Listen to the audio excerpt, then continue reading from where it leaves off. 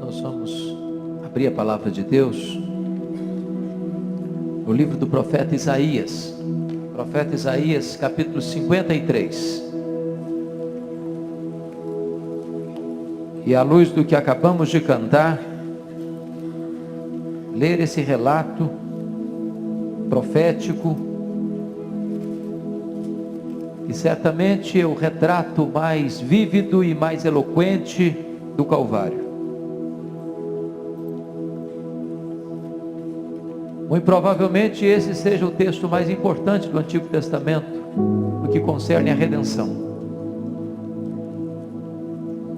Eu gostaria que você, com muita atenção, pudesse acompanhar a leitura desse texto. Cerca de 700 anos antes de Cristo,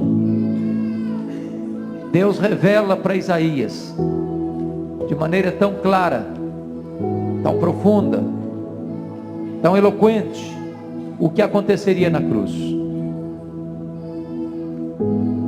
Esse texto diz assim: quem creu em nossa pregação, e a quem foi revelado o braço do Senhor,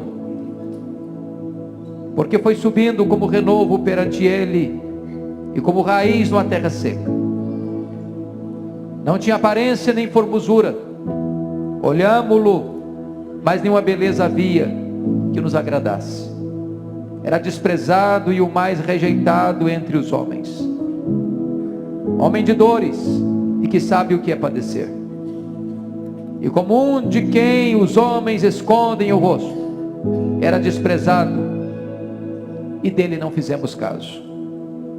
Certamente ele tomou sobre si as nossas enfermidades e as nossas dores levou sobre si. Nós o reputávamos por aflito, ferido de Deus e oprimido. Mas ele foi traspassado pelas nossas transgressões e moído pelas nossas iniquidades. O castigo que nos traz a paz estava sobre ele, e pelas suas pisaduras fomos sarados. Todos nós andávamos desgarrados como ovelhas, cada um se desviava pelo caminho, mas o Senhor fez cair sobre ele a iniquidade de todos nós. Ele foi oprimido e humilhado, mas não abriu a boca. Como cordeiro foi levado ao matadouro, e como ovelha muda perante os seus tosqueadores, ele não abriu a boca. Por juízo o opressor foi arrebatado, e de sua linhagem quem dela cogitou? Porquanto foi cortado da terra dos viventes, por causa da transgressão do meu povo foi ele ferido. Designaram-lhe a sepultura com os perversos, mas com o rico esteve na sua morte, posto que nunca fez injustiça, nem dolo algum se achou em sua boca. Todavia o Senhor agradou moê-lo, fazendo-o enfermar. Quando der ele a sua alma como oferta pelo pecado, verá a sua posteridade, prolongará os seus dias, e a vontade do Senhor prosperará nas suas mãos. Ele verá o fruto do penoso trabalho de sua alma e ficará satisfeito. O meu servo, o justo, com o seu conhecimento justificará a muitos, porque as iniquidades deles levará sobre si.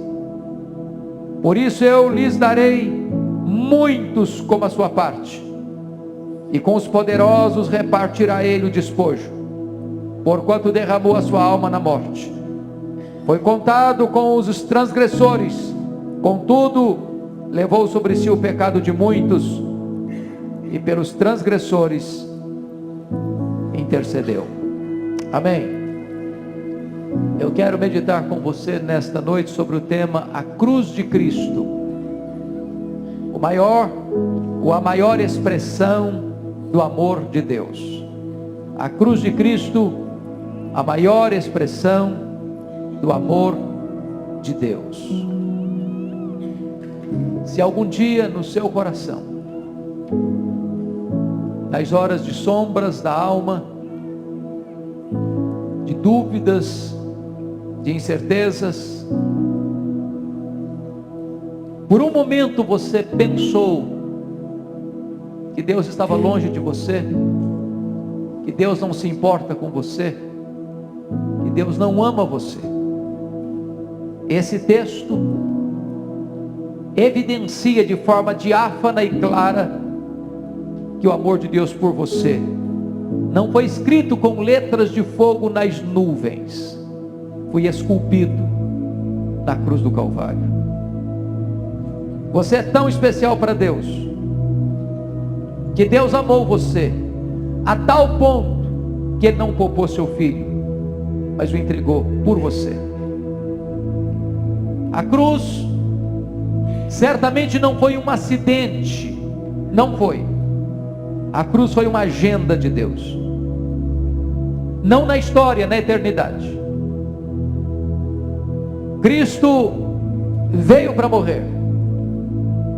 Na mente de Deus, Ele já estava morto desde a fundação do mundo. Ele nasceu aqui como seu substituto. Ele veio para dar sua vida. Em outras palavras, a cruz sempre esteve incrustada no coração de Deus. A cruz sempre esteve estampada diante dos olhos de Jesus. E apesar disso, jamais recuou da cruz. Marchou resolutamente para ela, como se estivesse caminhando para a sua própria coroação. Na verdade, a cruz de Cristo é a expressão máxima do sacrifício. Máxima, porque Jesus deixou a glória, onde era adorado pelos querubins e serafins, onde tinha plena comunhão e glória com o Pai antes da fundação do mundo. Voluntariamente Ele veio, propositadamente Ele veio, deliberadamente Ele veio. Ele se esvaziou, tornou-se homem, tornou-se servo, foi perseguido, foi preso, foi açoitado, foi cuspido, foi pregado na cruz. Sendo Deus, Ele se fez homem. Sendo o Rei da glória, Ele se fez servo. Sendo bendito eternamente, Ele foi feito pecado. Sendo exaltado pelos homens, pelos anjos, Ele foi maldito entre os homens. Sendo o Senhor do universo, Ele desceu e se humilhou até a morte, e morte de cruz. E isso por amor a você. Deus ama você. De fato, Deus se importa com você. Mas a cruz, para mim, é o selo, é o símbolo, é o retrato, é a expressão máxima de dois atributos de Deus. Ali estava na cruz se beijando a justiça e o amor de Deus. Deus é tão justo que Ele não pode passar por cima do seu pecado. Deus não inocenta o culpado. Deus não faz vistas grossas ao pecado. Deus precisou punir plenamente, cabalmente o pecado. O pecado é maligníssimo. E Deus não podia, sem negar a si mesmo, levar você para o céu, sem tratar do seu pecado, sem punir o seu pecado. E então a única forma que Deus encontrou para salvar você foi punir em seu filho o seu pecado, o meu pecado, o nosso pecado. A cruz é a expressão máxima da justiça de Deus, onde Deus tratou de forma plena, cabal e severa com o pecado. Mas ao mesmo tempo, a cruz é a expressão máxima do amor de Deus por você, porque por amor Ele não poupou o seu próprio filho. Dito isto, eu gostaria que então você, com a Bíblia aberta comigo, pudesse examinar esse texto. E a primeira pergunta que eu gostaria de fazer é: quem levou Jesus à cruz? Você já fez essa pergunta? Por que Ele foi para a cruz? Será que foram os fatores circunstanciais? Às vezes, quando você lê o registro, o relato bíblico, você é levado a tirar essas conclusões. Será que Jesus foi para a cruz porque os sacerdotes, mancomunados com as autoridades romanas, urdiram, tramaram a sua prisão no Getsemane? Será que Jesus Cristo foi para a cruz porque o sinédrio, nas caladas da noite, na contramão da justiça, ao arrepio da lei, o condenou por 2 crimes: blasfêmia e conspiração contra Roma. Será que Jesus foi para a cruz porque Pilatos, covardemente, agindo contra a sua consciência, o entregou para ser crucificado? Será que Jesus Cristo foi para a cruz porque Judas, por ganância, o traiu e o entregou aos sumos sacerdotes? Aos sumos sacerdotes. Será que Jesus foi para a cruz porque Pedro, de forma pusilânime, covarde, negou 3 vezes? Por que Jesus foi para a cruz? Porque os soldados, com toda a sua crueldade e maldade, enterraram-lhe na fronte uma coroa de espinho, colocaram sobre os seus ombros um pesado lenho e o pregaram naquele madeiro. O que levou Jesus à cruz? Esse texto responde a esta pergunta. Primeiro, o que levou Jesus à cruz foram os nossos pecados. Se não, vejamos. Veja comigo o versículo de número 5. Veja você, versículo 5. Mas ele foi traspassado pelas nossas transgressões e moído pelas nossas iniquidades.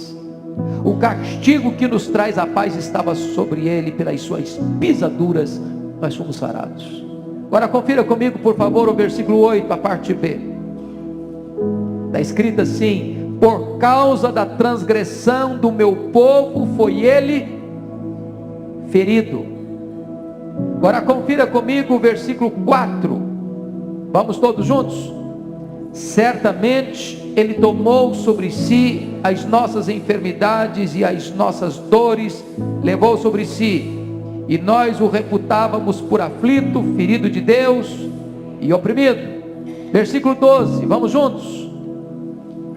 Por isso lhe darei muitos como a sua parte, e com os poderosos repartirá ele o despojo. Porquanto derramou a sua alma na morte, foi contado com os transgressores, contudo levou sobre si o pecado de muitos, e pelos transgressores intercedeu. Então preste atenção nisso. O que levou Jesus à cruz não foram os açoites, não foram os soldados. O que levou Jesus à morte não foi o suplício da cruz.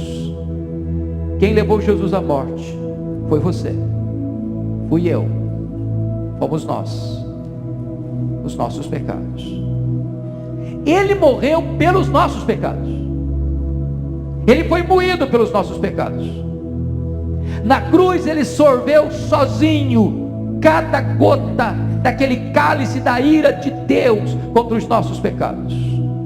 Na cruz ele foi feito pecado por nós. A espada da lei caiu sobre ele, pois ele era o nosso substituto. Isso revela que o pecado é maligníssimo. Isso revela que o amor de Deus por você é absolutamente imenso. Enquanto você não entender que foi o seu pecado que levou Jesus à cruz, você não entende o que é a redenção. Enquanto você não entender que você matou Jesus, você não entende o amor de Deus.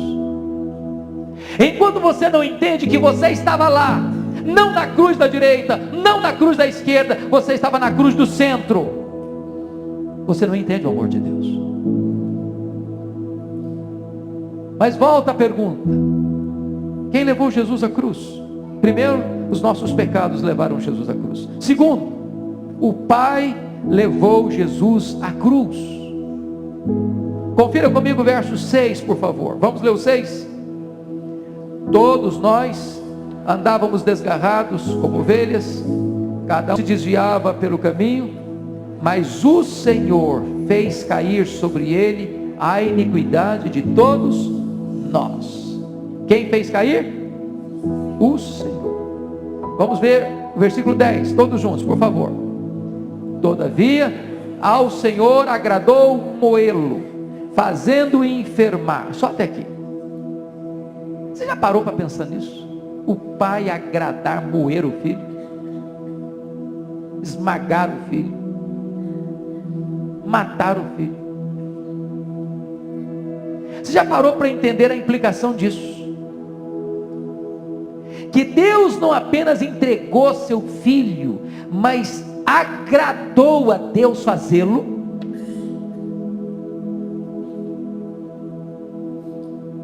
Por um amor incompreensível, indizível, indescritível. Mais ainda, veja comigo, versículo 4, a parte B. E nós, vamos juntos? E nós o reputávamos por aflito, ferido de Deus e oprimido. Nossos pecados levaram Jesus à cruz. Ele morreu pelos nossos pecados, mas a Escritura está nos dizendo que ele foi ferido de Deus. Quem acionou a espada da lei contra Jesus foi o próprio Pai, para satisfazer a sua plena justiça. Agradou ao Pai fazer isso. Então preste atenção, Jesus não foi à cruz porque a multidão sangue sedenta gritou de forma insana: crucifica-o, crucifica-o. Ele não foi para a cruz porque os sacerdotes o entregaram por inveja, nem porque Judas o traiu por ganância, nem porque Pilatos o sentenciou por covardia, nem porque os soldados o pregaram na cruz por crueldade. Ele foi para a cruz porque o Pai o entregou por amor. Mas ainda permanece a pergunta: quem levou Jesus à cruz? Primeiro, os nossos pecados. Segundo, o próprio Pai. Terceiro, Jesus voluntariamente foi à cruz. Vejamos o verso de número 4. Está escrito assim: certamente ele tomou sobre si as nossas enfermidades e as nossas dores levou sobre si. Sem constrangimento, sem pressão, ele voluntariamente fez isso. Veja comigo o verso 10.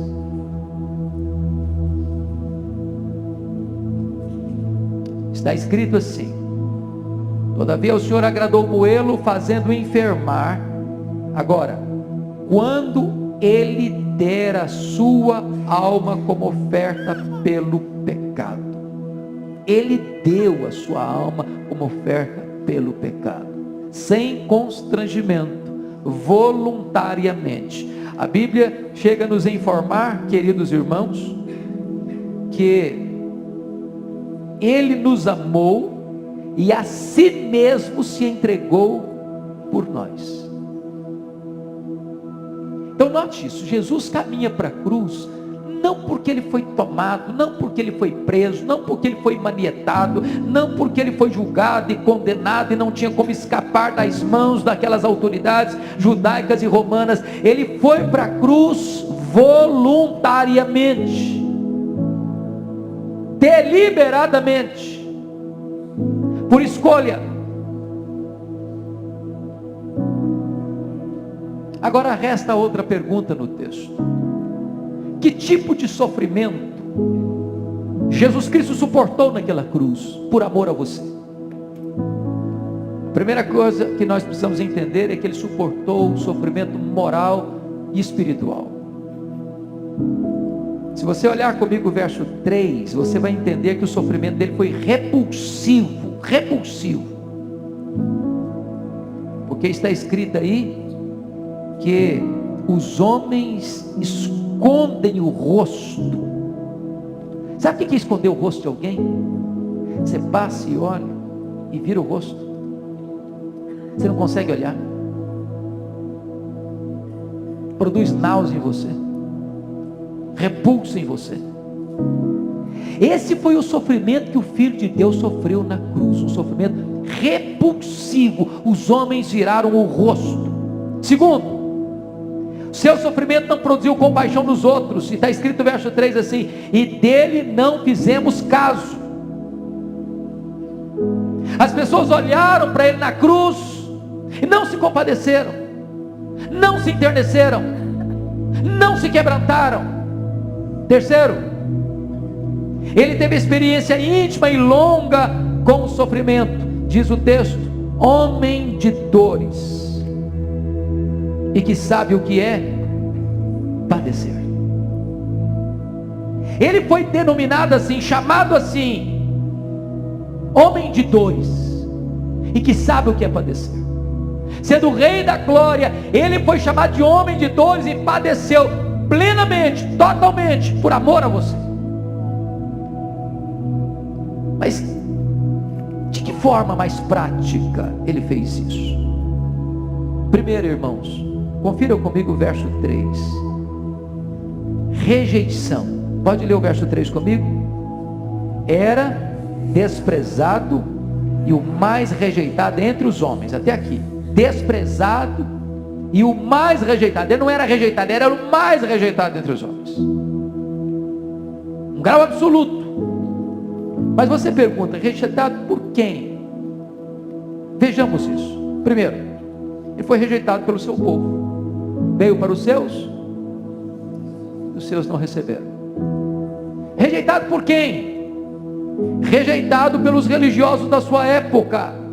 Se você lê os evangelhos, os religiosos da época, os fariseus, os escribas, chamaram-no de fanático, de mentiroso, de blasfemo, de pecador, de beberrão, de endemoniado.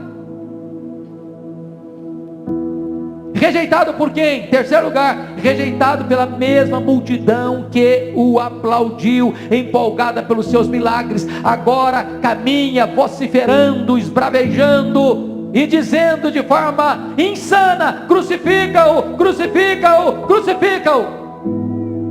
Quarto, foi rejeitado pelas autoridades romanas. Herodes quis matá-lo na infância. Pilatos o sentenciou covardemente à morte. Herodes Antipas escarneceu dele em seu julgamento. Quinto, ele foi rejeitado pelas autoridades judaicas. O Sinédrio, a maior corte judaica de Israel, composta de 71 membros, contrata testemunhas falsas para acusá-lo.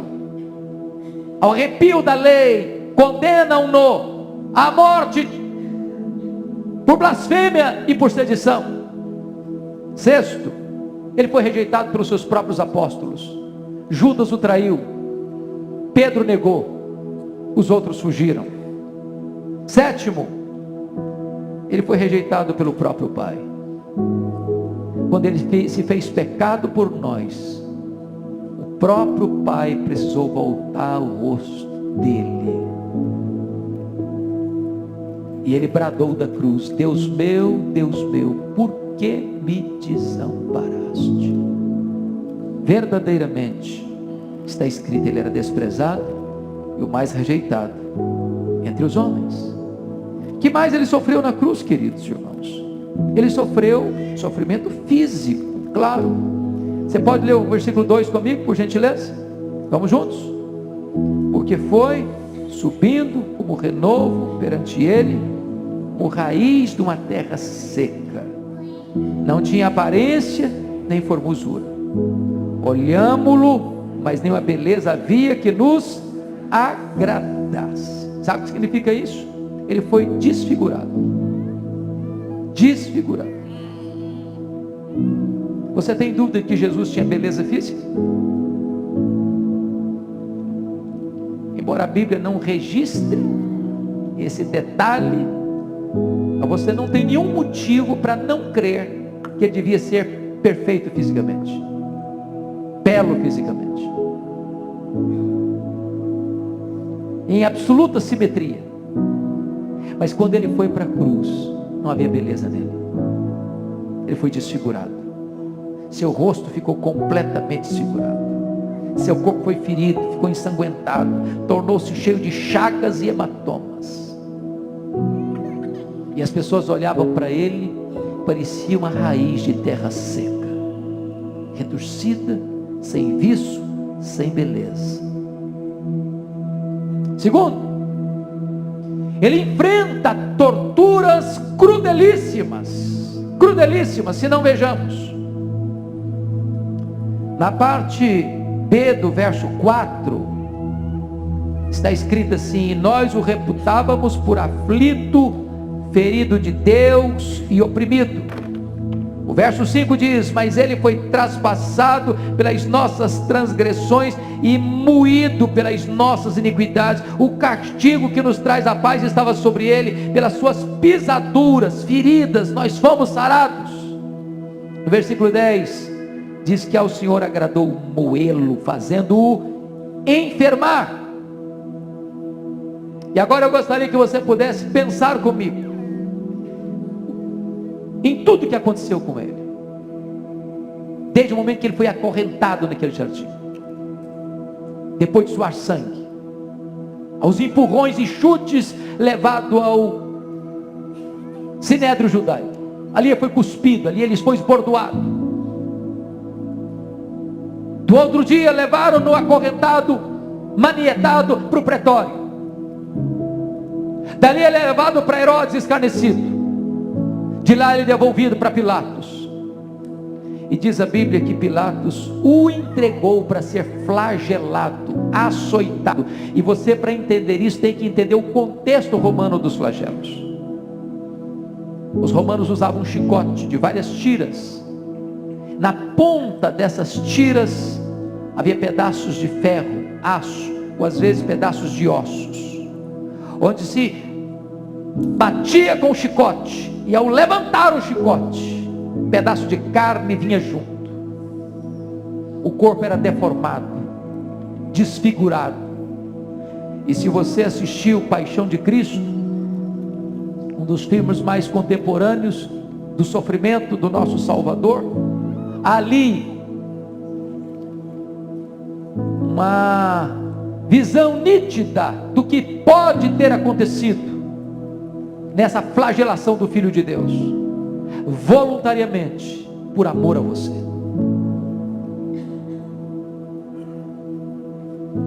Versículo 5 diz que ele foi traspassado pelas nossas transgressões e moído pelas nossas iniquidades.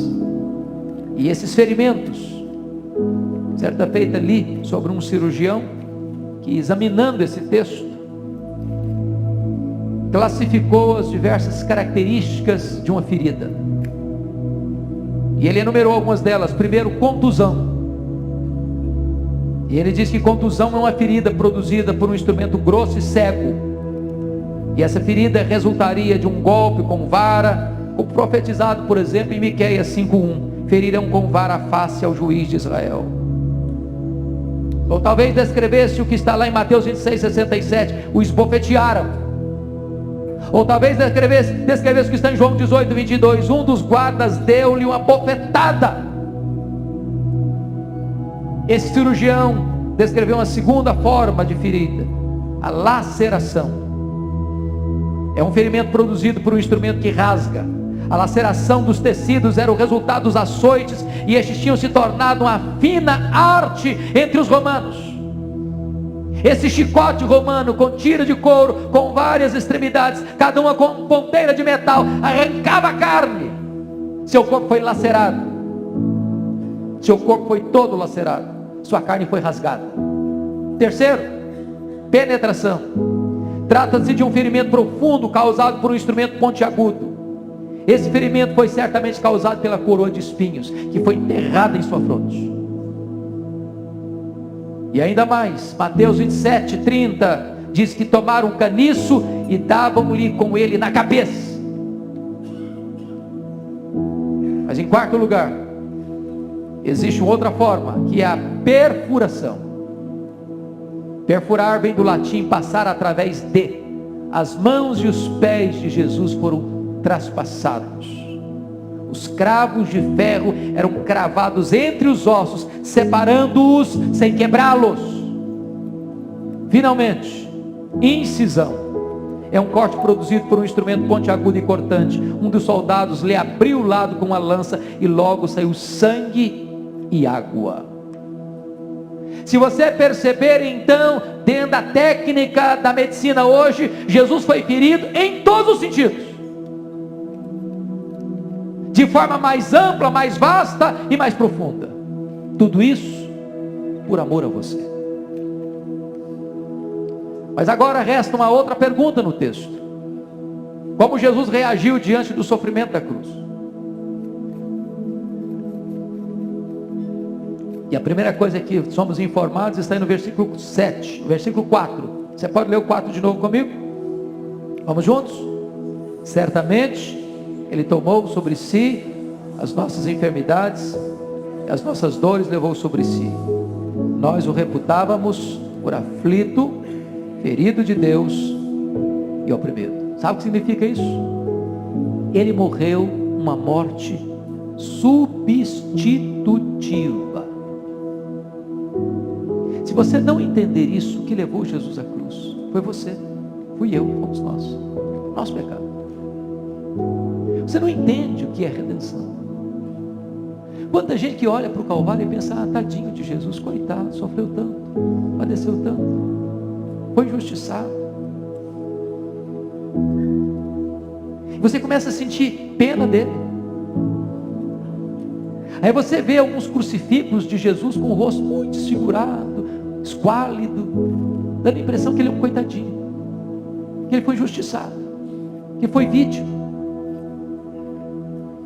que ele não teve forças para resistir, que ele não teve poder para se opor, quando na verdade ele foi deliberadamente para aquela cruz, substituindo você como seu substituto.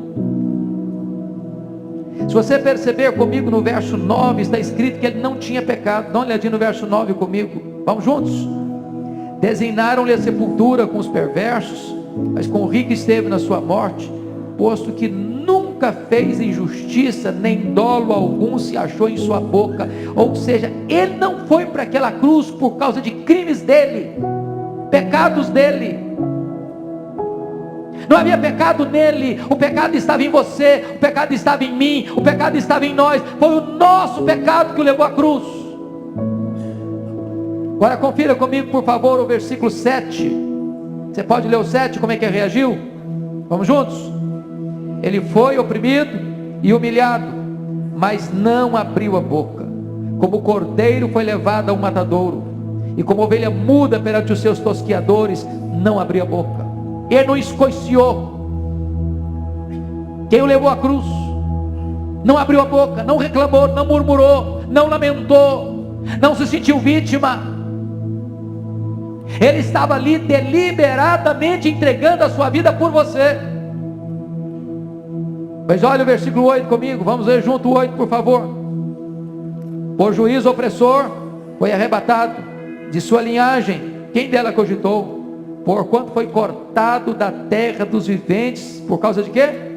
Por causa da transgressão do meu povo foi ele ferido. Isso significa, ele sofreu vicariamente, substitutivamente.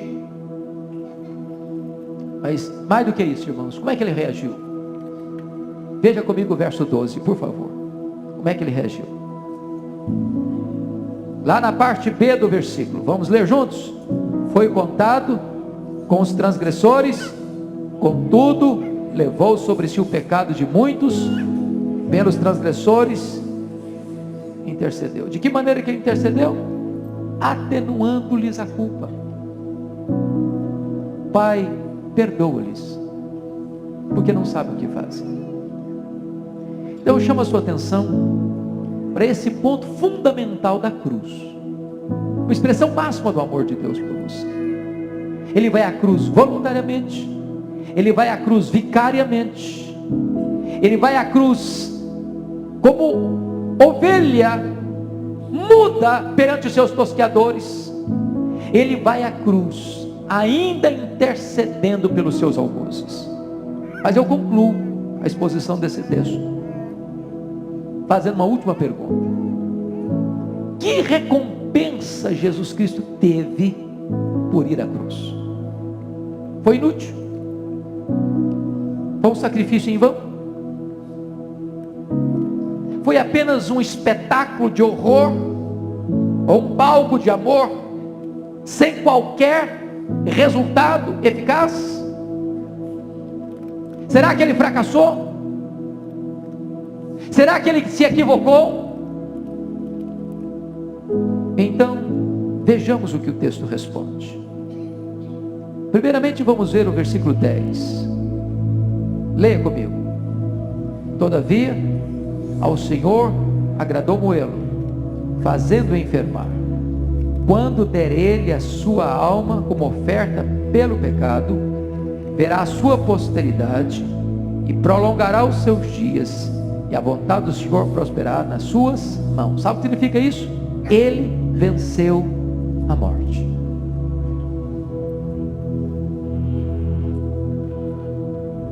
Um grande teólogo da Inglaterra, chamado John Owen, escreveu um livro, A Morte da Morte na Morte de Cristo. Jesus entrou dentro da morte. Quando ele entrou dentro da morte, ele matou a morte.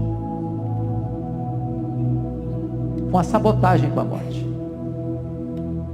Ele arrancou o aguilhão da morte, a força da morte, o poder da morte, e matou a morte para ela nunca mais ressuscitar. Ele venceu a morte de forma plena e definitiva, porque o salário do pecado é a morte, e a morte era a consequência inevitável que você e eu teríamos que sofrer. O que é que ele faz? Ele se põe no nosso lugar, como nosso substituto, e sofre a morte que nós devíamos sofrer, e mata a morte para nos livrar da morte, porque ele é a ressurreição e a vida, e todo aquele que nele vive e crê, não morrerá eternamente, mas passou da morte para a vida. Segundo, qual o resultado da cruz? Veja comigo, por favor, versos 11 e 12. Vamos juntos, esses dois versos.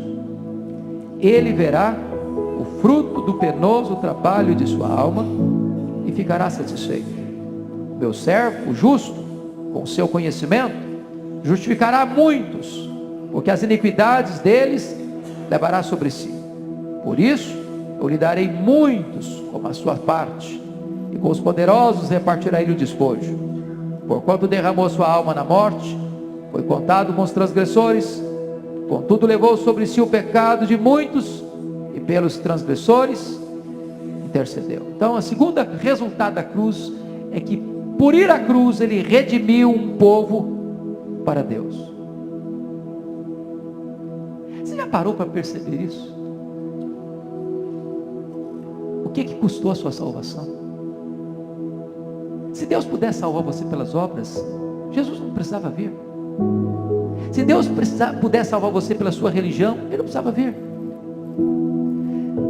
Se Deus pudesse salvar você pelos ensinos de Jesus, Ele não precisava morrer. Não havia outro meio de Deus salvar você, a não ser que a justiça de Deus fosse satisfeita, a lei de Deus fosse cumprida. Como você e eu somos pecadores, nós não podemos cumprir a lei, nem satisfazer a justiça. Um outro alguém precisou nos substituir, e esse outro alguém é Jesus.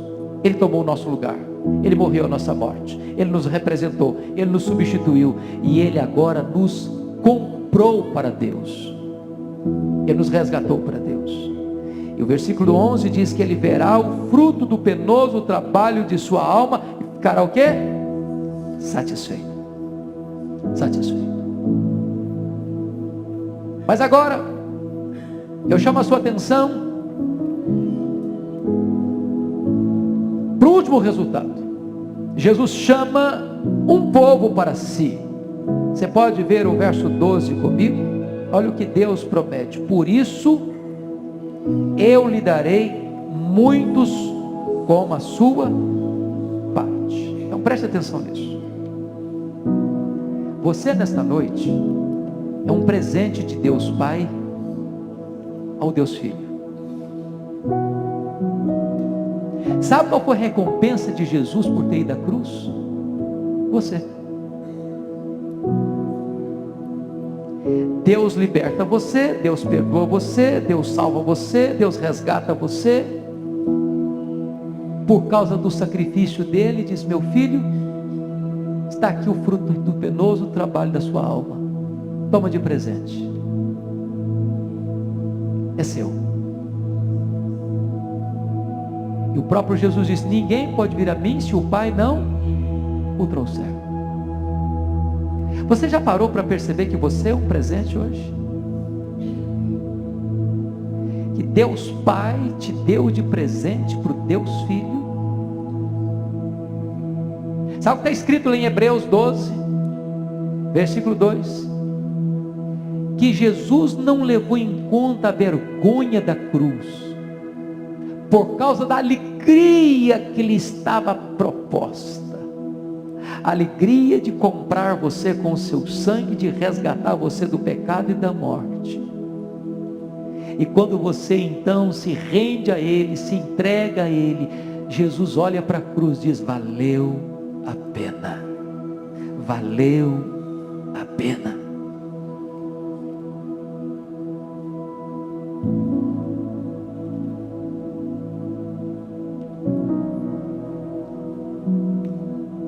Eu não sei como é que você entrou aqui hoje,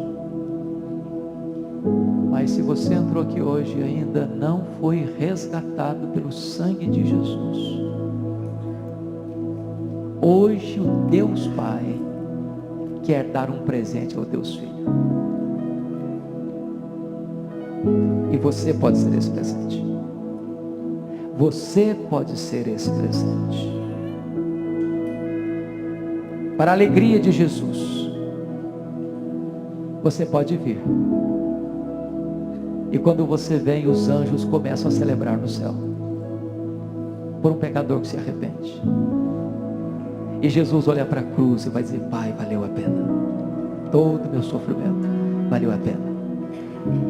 Quando Paulo olha para a cruz e diz: o amor de Cristo me constrange, o amor de Cristo me constrange.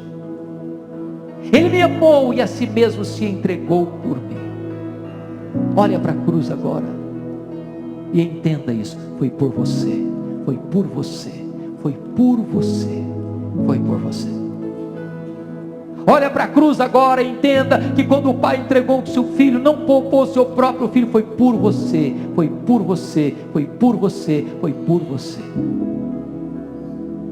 E não há maior prazer para o Pai do que presentear o seu filho, dando você de presente para o filho. E ele então verá o penoso trabalho da sua alma e ficará satisfeito. Feche os seus olhos por um momento. Curva a sua fronte.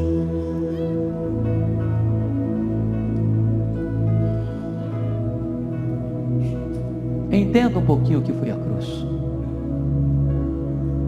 o preço que ele pagou. Quanto custou ao Pai ver o seu filho sangrando naquela cruz?